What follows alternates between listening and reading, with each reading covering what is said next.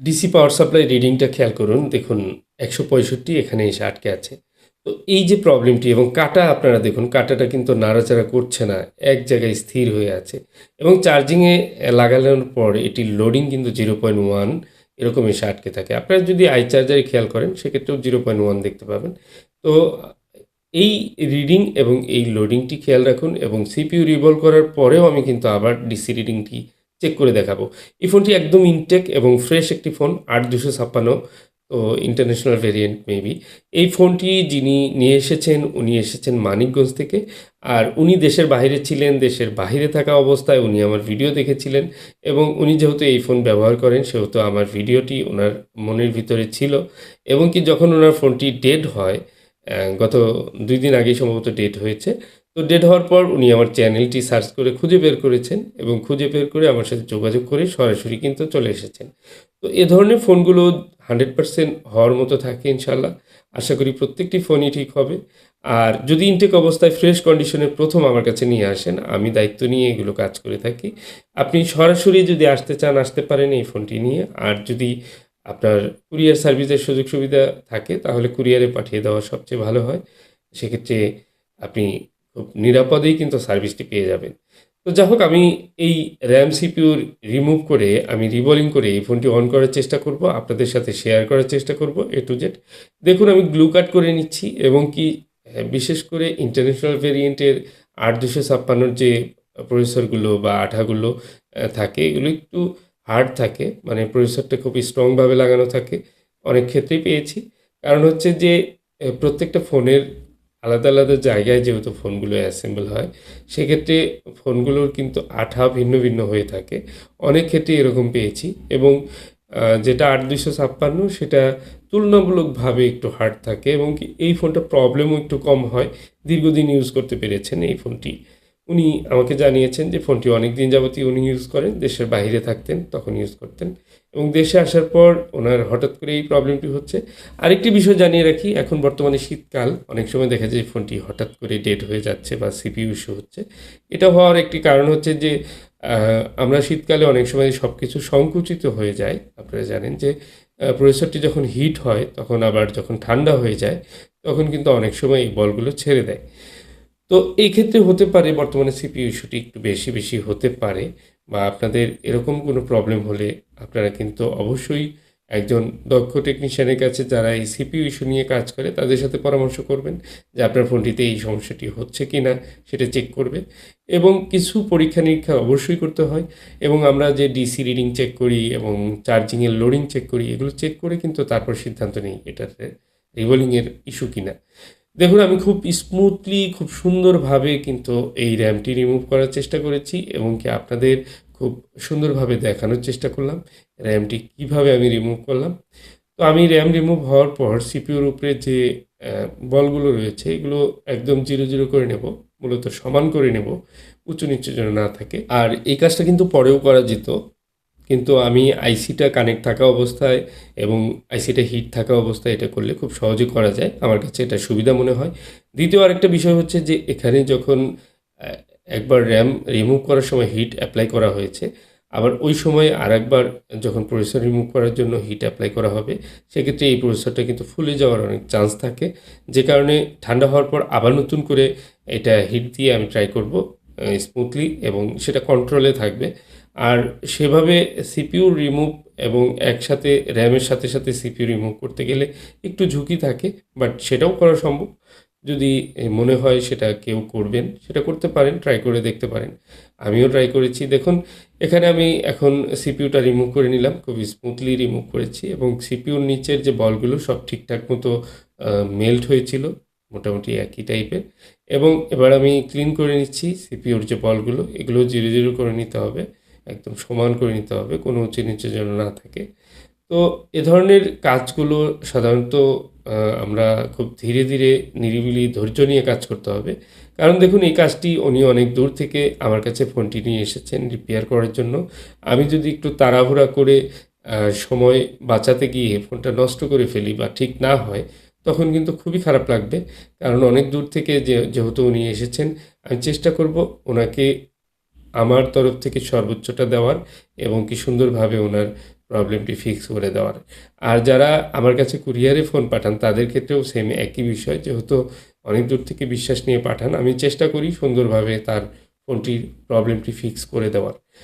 তো যা হোক, আমি এখানে বলগুলো আসলে অনেক সময় হার্ড হয়ে যায়, শুধু সোল্ডারিং আয়রনের মাধ্যমে কাটতে চায় না, যে কারণে আমি কিন্তু অনেক সময় একটু হালকা এসএমডি ব্যবহার করি, হটগানের এয়ার হালকা ব্যবহার করে সোল্ডারিং আয়রনের মাধ্যমে ক্লিন করে থাকি।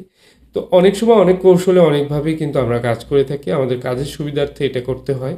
তো যারা টেকনিশিয়ান সিনিয়র যারা রয়েছেন তারা অবশ্যই বিভিন্ন বিষয়গুলো অ্যাপ্লাই করে থাকেন, এবং আমরা চেষ্টা করি সবসময় কিছু না কিছু শিখতে, এবং সেটা সিনিয়র জুনিয়র সবার কাছ থেকেই শেখার আছে, কারণ শিখার শেষ নেই। আমি প্রতিনিয়ত এখনও পর্যন্ত শিখছি এবং শেখার চেষ্টা করে থাকি। নতুন নতুন অনেক কিছু আসছে যেগুলো আসলে নলেজের বাইরে, আমি চেষ্টা করছি সেগুলো আয়ত্ত করার, কারণ দীর্ঘদিন কাজ থেকে একটু অন্যমনস্ক ছিলাম, আপনারা জানেন। তো আমার এই চ্যানেলে অসংখ্য ভিডিও রয়েছে, একসময় আমি প্রচুর কাজ করেছি, এবং কি বর্তমানে অনেকটাই মাঝখানে কাজে গ্যাপ দিয়েছিলাম। তো আবার শুরু করেছি, যেহেতু আলহামদুলিল্লাহ চেষ্টা করছি যে কাজ করার, প্রচুর পরিমাণে কাজ রয়েছে। আমি অ্যাকচুয়ালি কাজে বসলে একের পর এক কাজ করতে থাকি, কখনো দেখা যায় সুযোগ পাই না একটু রেস্ট নেওয়ার। তো আমি প্রথমে ক্লিন করে নিচ্ছি, আইসিটি ক্লিন করে নেব, ক্লিন করে নিয়ে তারপর আমি কিন্তু রিভলভ করব, এবং র্যামটাও ক্লিন করে নিলাম এই একই সাথে। তো হালকা একটু ব্রাশ করে নিয়েছি শাইনিংয়ের জন্য, কারণ ব্রাশ করে নিলে দেখা যায় যে বলগুলো সুন্দরভাবে ক্লিন হয়। এরপর এই সুন্দরভাবে পিপিটি বলগুলো বসে যায়। তো যা হোক, রিভলিং কমপ্লিট, রিভলভ হয়ে গেল, এবং কি একটু হালকা ফ্লাক্স দিয়ে তারপর প্রস্তুত করে নিলাম। এবার আমি র্যাম রিভলভ করব, এবং র্যামটা রিভলভ করার সময়ও আমাকে সেম একইভাবে ট্রাই করতে হবে, সুন্দরভাবে এক চান্সে যেন র্যামটা রিভলভ হয়ে যায়। অনেক সময় এক চান্সে না হলে দ্বিতীয়বার আমরা কিন্তু পিপিটি অ্যাপ্লাই করি, এরকম না যে এক চান্সেই করতে হবে, অনেক সময় 3বার 4বারও করা লাগতে পারে, বাট কোনো সমস্যা নেই। আপনার খেয়াল রাখতে হবে বলগুলো যেন সঠিক হয়, ঠিকঠাক মতো হয়, এবং কোনো বল সমস্যা হলে সেটাকে আইসিটা ইনস্টল না করে আবার পুনরায় বল করে তারপরে দেওয়াটাই ভালো। তো অনেক সময় দেখা যায় ময়লার কারণেও কিন্তু সমস্যা হয়, যে একটা ময়লার কারণে বল ছোট বড় হয়েছে, এরকম যদি হয়ে যায় তাহলে সেটা খেয়াল করতে হবে ঠিক আছে কিনা। তো যাই হোক, আমার র্যাম রিবলিং শেষ, এবার আমি ইনস্টলিংয়ের পালা। এবার ইনস্টল করব। প্রথমে আমি প্রসেসরটি ইনস্টল করব, হালকা করে একটু ফ্লাশ দিয়ে নিলাম, এবং কি এবার আইসিটা বসিয়ে দেব যথাস্থানে, সুন্দরভাবে আইসি বসিয়ে, এবং আইসির যে পজিশন রয়েছে, অনেক সময় দেখা যায় সিপিইউ উল্টা হয়ে যায়, আমিও অনেকবার উল্টা লাগিয়েছি, কারণ মনের অন্যদিকে মনের খেয়াল যখন চলে যায় তখন কিন্তু আমরা অনেক ভুল করে ফেলি। তো যে কারণে সবসময় মনোযোগটা 100 দেওয়ার জন্য প্রয়োজন নিরাপদ একটি কাজের পরিবেশ, এবং সেজন্যই কিন্তু আমি আমার ডেস্কটাকে একদমই আলাদা করে নিয়েছি, এবং যেখানে শুধুমাত্র নিরিবিলিতে আমি কাজ করতে পারি, সম্পূর্ণ ফোকাস দিয়ে একটি কাজকে আমি যেন করতে পারি, সেই লক্ষ্যেই কিন্তু আমি এটা করেছি, এবং এতে আমি খুব ভালো রেজাল্ট পেয়েছি। আমি অনেক কাজ করছি, আসলে একদিনের ভিডিও শেয়ার করতে গেলেও 1 সপ্তাহ হয়ে যাবে, ভিডিও শেষ হবে না, প্রচুর পরিমাণে কাজের থাকে, চাপ থাকে, এবং কি আলহামদুলিল্লাহ কাজে বসলে কাজের চাপ থাকে, সবসময় কাজ থাকে, আর কাজ নিয়ে ব্যস্ত থাকলে আসলে সবসময় ভিডিওর কথা মাথায় থাকে না, কিন্তু তারপরেও চেষ্টা করি ভিডিও রেকর্ড করে কিছু ভিডিও শেয়ার করার। তো দেখুন, আমি র্যাম সিপিইউ ইনস্টল করছি, এবার র্যাম ইনস্টল করা শেষ হলেই কিন্তু আমার ফোনের যে রিবোলিংয়ের কাজ কমপ্লিট হয়ে যাবে, এবং এরপর কিন্তু আমরা দেখব যে ডিসি রিডিংটি কেমন দেখায়, ডিসি রিডিংয়ে কত অ্যাম্পিয়ার নেয়, এটার পালস কেমন, কিভাবে স্টেপ বাই স্টেপ পালসটি উঠে। অ্যাকচুয়ালি একটা ফোন স্টার্ট হতে যে ধরনের রিডিং, সেগুলো কিন্তু আসলে একটা ছন্দের মতো চলতে থাকে। এটা আপনাদের কিভাবে বোঝাবো, যে একটা যে কোনো এই মেশিন স্টার্ট হতে গেলে সেটার যে একটা সাউন্ড, সেই সাউন্ডে কিন্তু বোঝা যায় যে গাড়িটা স্টার্ট হবে কিনা বা মেশিনটা স্টার্ট হবে কিনা। আপনি দীর্ঘদিন যখন সেটা শুনতে থাকবেন তখন আপনার ভিতরে সাউন্ড শুনেই কিন্তু আপনি বুঝতে পারবেন যে হ্যাঁ, এখন স্টার্ট হয়ে যাবে। সেম আমাদের যারা টেকনিশিয়ান রয়েছেন তারাও কিন্তু আমরা এরকমভাবে সাউন্ড বা এরকম একটা পালস দেখে বুঝতে পারি যে হ্যাঁ, ফোনটা এখন অন হবে। তো যাই হোক, আমি প্রথমে চার্জে দিয়ে দেখব, চার্জের রিডিং তো যথাযথ আছে, এটা কোনো সমস্যা না। চার্জের যে অ্যাম্পিয়ার নিচ্ছে, আলহামদুলিল্লাহ ফোনও অন হচ্ছে। তো অন হয়ে যাবে।